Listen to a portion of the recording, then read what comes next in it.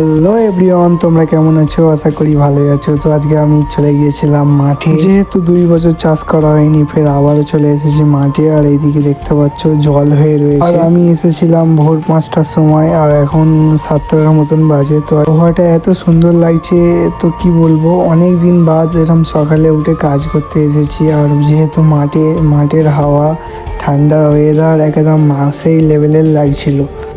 তো এদিকে হাতে কোদালটা নিয়ে আর চলে গিয়েছিলাম একটু জমির আটনের দিকে। তো দেখতে পাচ্ছ কোদালটা অনেক পুরাতন।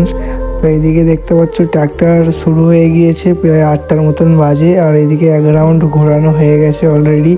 আর বকগুলো দেখো কত সুন্দর লাগছে। আমাদের এখানের পরিবেশটা একদম মাখুম সেই লেভেলের। আর এইদিকে দেখতে পাচ্ছ সব রকম পাখি রয়েছে, আর চাষও হচ্ছে। এইভাবে অল্প চাষ করা হচ্ছে আমাদের। আর অনেক দিন যেহেতু চাষ করা হয়নি, তাই ওই কারণে অনেক বনও হয়েছিল।